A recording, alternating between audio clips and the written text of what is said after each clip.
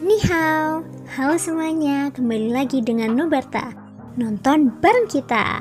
Makasih ya udah setia menunggu updatean dari Nubarta. Semoga kalian masih akan tetap setia bersama Nubarta sampai akhir ya. Nah, kalau gitu nggak perlu lama lagi. Yuk langsung aja kita siapkan diri dan hati kita ke episode berikutnya. Selamat mendengarkan. Gurun Teratai Merah merupakan gurun terluas di Gurun Utara. Gurun ini juga merupakan tempat paling tandus di seluruh Gurun Utara. Pecahan-pecahan batu di seluruh tanah membawa suhu tinggi yang menyengat, menyebabkan seseorang kesulitan berjalan. Justru karena itulah, Gurun Teratai Merah ini memiliki nama lain, Gurun Pelatihan Scarlet. Pada saat ini, sekelompok kecil orang perlahan berjalan maju di padang pasir yang tak berujung ini. Keringat terus-menerus menetes dari dahi orang-orang ini. Sebagian besar orang-orang ini adalah orang biasa. Namun, ada 3 pria parubaya yang mengenakan jubah bersulam. Aura mereka tebal, dan mereka tidak terpengaruh oleh lingkungan alami ini. 3 orang ini semuanya adalah elit Dodi Bintang 9. Adapun rombongan di belakangnya, wajah mereka tampak jelek di bawah lingkungan aneh seperti ini. Bagaimanapun, ini adalah kekuatan dunia. Bahkan seorang sekuat Dodi tidak dapat mengabaikannya. Namun, ada satu orang di antara orang-orang itu yang tidak terpengaruh oleh kerasnya lingkungan gurun ini. Seseorang lelaki tua lusuh dengan pakaian compang-camping yang tampak bergoyang saat berjalan di antara sekelompok kecil orang ini. Penampilannya tampak menyedihkan, langkah kakinya tampak berantakan. Tetapi jika seseorang mengamatinya dengan seksama, seseorang akan menemukan bahwa tampaknya ada pola khusus di antara langkah kaki yang berantakan ini. Pola inilah yang membuat tubuh lelaki tua yang bergoyang itu tidak terjatuh. Selain lelaki tua yang lusuh ini, ada seorang pemuda berjubah hitam di belakang kelompok ini. Langkah kakinya mantap saat dia perlahan melangkah maju tanpa mengubah ekspresinya. Dari penampilannya, dia tentu saja Shoyan yang sedang menuju ke utara. Seminggu telah berlalu sejak penghancuran Aula Selatan. Pada saat ini, Gurun Utara tempat Shoyan berada adalah jalan setapak yang harus dilalui seseorang untuk menuju ke Gunung Utara. Meskipun tempat ini bukan gurun yang luas, itu masih merupakan wilayah yang luas. Di tempat ini, bahkan Shoyan akan beresiko tersesat jika dia tidak memiliki pemandu. Untuk menghindarinya, Shoyan hanya bisa mengikuti kelompok di depannya. Meskipun tidak banyak orang dalam kelompok ini, 3 Dodi kelas atas yang memimpin jalan memiliki pemahaman tertentu tentang gurun ini. Mereka seperti kuda tua yang tahu jalan. Semua orang dalam kelompok ini telah membayar 50 batu roh kelas rendah kepada mereka. Biayanya mungkin tinggi, tetapi itu tidak hanya digunakan untuk melewati gurun pelatihan Scarlet. Yang terpenting adalah untuk memungkinkan mereka melewati gurun dengan aman. Meskipun gurun pelatihan Scarlet tandus, ada juga bahaya tersembunyi di lingkungan yang keras ini. Binatang ajaib yang kuat berjuang untuk bertahan hidup di lingkungan ini. Akan ada binatang ajaib yang kuat yang mati setiap saat. Namun, yang selamat akan menjadi makhluk yang lebih kuat. Berjalan di belakang rombongan, Shoyan tidak cepat atau lambat. Setelah Shoyan menghirup dan menghembuskan nafas, energi tipe api yang kuat yang terkandung di dunia ini juga terus mengalir ke dalam tubuhnya. Meskipun latihan semacam ini tampak lambat, namun juga sangat padat. Hasilnya tidak diragukan lagi, yang paling langsung terhadap pertumbuhan kultivasi seseorang. Tepat saat Shoyan berjalan, sosok lelaki tua lusuh itu tiba-tiba memasuki garis pandang Shoyan. Seorang lelaki tua biasa tentu saja tidak akan menarik perhatian Shoyan. Namun, perbedaan antara lelaki tua ini dan lelaki tua biasa adalah jubah hitamnya yang compang-camping. Jubahnya compang-camping hingga tak bisa dikenali. Terlebih lagi, sangat jelas bahwa jubahnya telah terbakar sedemikian rupa oleh api. Justru karena inilah yang membuat Shoyan semakin curiga. Ini karena dia dapat dengan jelas merasakan aura api yang ganas dan mendominasi keluar dari tubuh lelaki tua itu. Dari titik ini saja, Shoyan dapat yakin bahwa lelaki tua itu juga seorang kultivator tipe api. Terlebih lagi, kultivasinya jelas tidak rendah ketika Shoyan menggunakan kekuatan spiritualnya untuk menyelidiki lelaki tua itu. Dia tidak dapat menemukan informasi berharga apapun. Meskipun merupakan praktisi afinitas api, ia berakhir dengan cara yang menyedihkan karena api. Hal ini benar-benar membuat hati Shoyan menjadi sangat penasaran. Api macam apa yang dapat menyebabkan seorang ahli afinitas api berakhir dengan cara seperti itu? Ketika Shoyan menggunakan kekuatan spiritualnya untuk menyelidiki lelaki tua itu juga merasakan sesuatu. Senyum tersungging di wajah kecoklatan lelaki tua itu. Langkah kakinya yang bergoyang menjadi lebih lambat secara tak terlihat. Shoyan masih merenungkan pertanyaan itu di dalam hatinya. Api yang dapat menyebabkan seorang Dodi menjadi sangat menderita, kecuali jika dilakukan oleh seseorang dengan kultivasi yang lebih tinggi darinya.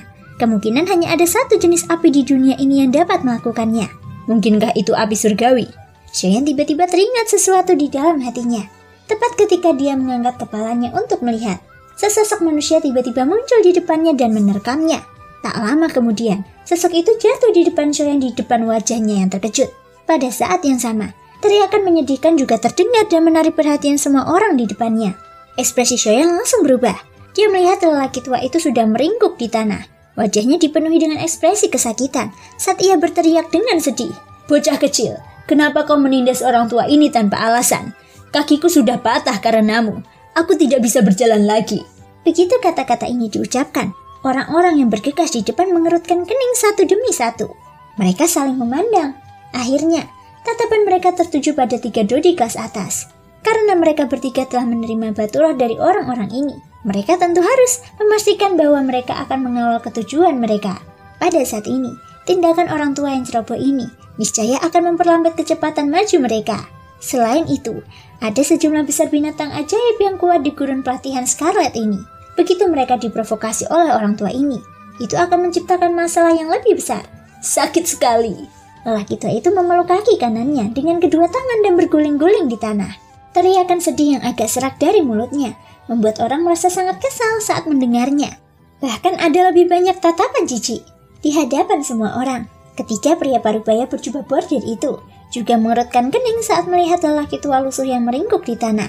Pada saat yang sama, mereka juga memperhatikan Shoyan. Mereka tentu saja dapat mengetahui bahwa lelaki tua jorok ini berniat membuat masalah. Tuan, langit masih tinggi dan jalan masih panjang. Lebih penting bagi kita untuk bergegas dalam perjalanan kita sekarang. Jika tidak ada masalah besar, kami harap Anda dapat bertahan sedikit lebih lama. Tunggu sampai langit berubah gelap sebelum Anda memeriksa luka-luka Anda. Selain itu, kekuatan binatang ajaib di gurun pelatihan Scarlet sangat menakutkan. Begitu mereka terpikat, itu akan sangat merepotkan. Saya harap Anda dapat mempertimbangkan keselamatan semua orang. Salah satu dari 3 pria setengah baya berjubah bordir itu membuka mulutnya. Namun, lelaki tua combang-cambing itu bertindak seolah-olah dia tidak mendengar kata-katanya. Dia terus meringkuk di tanah. Wajahnya menunjukkan ekspresi kesakitan, menyebabkan orang-orang di sampingnya mengumpat dalam hati mereka. Orang tua bau, Tuan Chen berbicara baik padamu. Mengapa kau masih berpura-pura seperti itu? Jika kau masih tidak bangun dan diam, berhati-hatilah, karena aku ayahmu akan memintamu untuk bangun. Segera, salah satu orang di antara kerumunan itu tidak bisa untuk tidak menegur marah. Jelaslah, mereka sama sekali tidak dapat ditunda oleh siapapun. Pada saat ini, Shoyan juga mengerutkan kening dengan curiga saat dia melihat lelaki tua lusuh yang meringkuk di tanah di depannya. Dia belum pernah bertemu dengan lelaki tua itu sebelumnya. Namun, apa maksud dari tindakan lelaki tua ini? Lelaki tua lusuh itu langsung mengabaikan kata-kata orang lain. Sepasang matanya yang dalam dan cerah menatap kosong ke arah Shoyan, dan mulutnya terus melolong karena kesedihan. Bocah, kau mematahkan kakiku. Kau harus memberiku ganti rugi. Teriakan tajam dan serak bergema di area yang luas ini. Kerutan di wajah semua orang semakin dalam. Ekspresi Shoyan juga tenggelam. Dari kelihatannya, lelaki tua ini sengaja mencari masalah. Namun, saat lelaki tua itu menatap Shoyan, Shoyan juga melihat dengan jelas bahwa sebenarnya ada beberapa bekas luka bakar di wajah lelaki tua itu. Orang tua bau, apakah kamu sudah selesai? Melihat lelaki tua jorok ini benar-benar acuh tak acuh. Seorang pria kekar dari kerumunan di sampingnya mengumpat pelan. Kesabarannya yang sedikit itu sudah benar-benar terkuras habis oleh lelaki tua ini. Sekarang, dia perlu menggunakan kekerasan untuk menyelesaikan masalah. Lihat, apakah aku tidak membuat mulutmu diam? Tubuh pria kekar itu tiba-tiba melesat maju saat kata-katanya terdengar.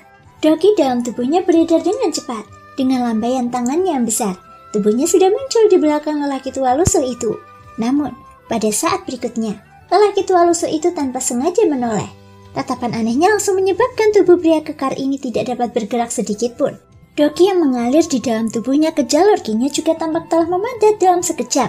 Ketakutan yang mendalam tiba-tiba muncul dari lubuk hatinya. Setelah terdengar suara teredam, tubuh pria kekar itu tanpa sadar terdorong ke belakang. Meskipun dia tidak terluka parah, serangan ini saja sudah cukup untuk membuat ekspresi semua orang yang hadir berubah. Perlu diketahui bahwa kultivasi pria kekar ini berada di tingkat menengah dodi bintang 6. Namun, lelaki tua jorok itu sebenarnya mampu memaksanya mundur hanya dengan tatapan tanpa menyentuh tubuhnya. Orang dapat dengan mudah membayangkan betapa kuatnya lelaki tua itu. Pada saat ini, bukan hanya Shoyan, Bahkan ekspresi ketiga pria parubaya itu juga berubah serius dalam sekejap. Banyak pasang mata dipenuhi dengan ketakutan yang mendalam saat mereka melihat lelaki tua itu. Akan tetapi, saat Shoyan hendak membuka mulutnya, Shoswan yang selama setengah bulan terdiam, akhirnya membuka mulutnya pada saat ini. Bocah, jangan ceroboh. Aura orang ini sangat dalam. Bahkan aku tidak bisa melihatnya. Kemungkinan besar kultivasinya sudah melampaui kelas Dodi. Kau harus berhati-hati. Suara yang sangat serius terdengar dari lubuk hati Shoyan. Setelah kata-kata ini terdengar, wajah Shoyan menunjukkan keterkejutan. Melebihi kelas Dodi, hanya 4 kata ini saja sudah cukup untuk menunjukkan betapa hebatnya kekuatan sejati lelaki tua ini. Setidaknya, dia adalah asistensi di kelas transformasi asal. Bahkan dengan karakter Shoyan, dia tidak bisa menahan rasa cemas. Perubahan emosi di hati Shoyan tampaknya telah sepenuhnya terlihat oleh lelaki tua compang-camping itu. Dia bergumam ragu-ragu dalam hatinya. Tak lama kemudian, lelaki tua itu sekali lagi berteriak dengan suara keras. Aku tidak peduli, kau harus memberiku kompensasi. Jika tidak, aku akan menangis. Setelah kata-katanya terdengar, lelaki tua itu benar-benar mulai terisak lagi. Namun, isak tangisnya tampak sangat canggung. Meskipun demikian, kali ini tidak ada seorang pun di sekitar yang berani mengatakan apapun. Bagaimanapun, mereka telah melihat kejadian sebelumnya. Seorang Dodi bintang 6 telah dipaksa mundur begitu saja.